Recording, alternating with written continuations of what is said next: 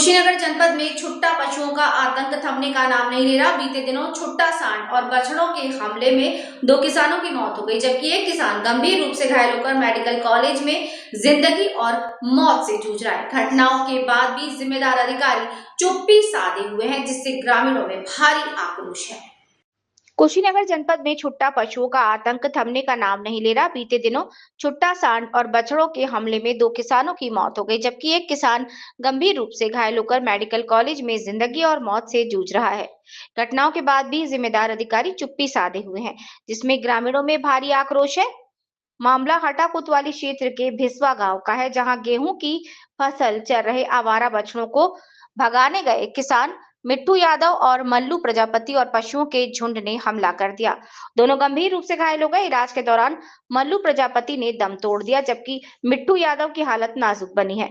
वहीं कसिया थाना क्षेत्र के नैका छपरा गांव में छुट्टा सांड के हमले में मदन सिंह की भी मौत हो गई और गांव में कई लोग घायल कर दिए, जिनका इलाज चल रहा है। लगातार हो रही इन घटनाओं से गांव में दहशत का माहौल है। गौरतलब है कि वर्ष 2017 में योगी आदित्यनाथ के नेतृत्व में सरकार बनने के बाद प्रत्येक न्याय पंचायत स्तर पर गौ आश्रय स्थल बनाने की घोषणा की गई थी। लाखों रुपए खर्च कर केंद्र बनाए गए, लेकिन स्थायी कर्मचारियों की नियुक्ति न होने से अधिकांश आश्रय स्थल बंद पड़े हैं।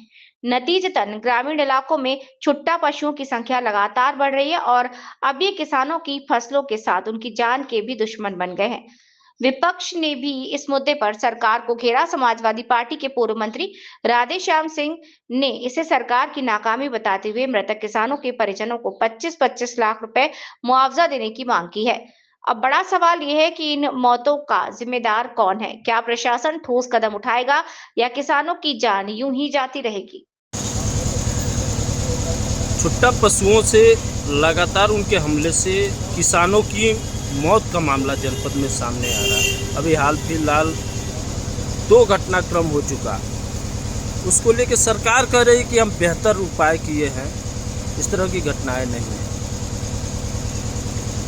जो छुट्टा पशु हैं उनको सरकार का ये कहना है कि हम हर ब्लॉक में गौ संरक्षण केंद्र बनाए हैं। अगर गौ संरक्षण केंद्र बनाने का दावा सही है तो आखिर में खेतों में किसानों के फसल को नुकसान पहुंचाने वाले पशु कहां से आ रहे हैं?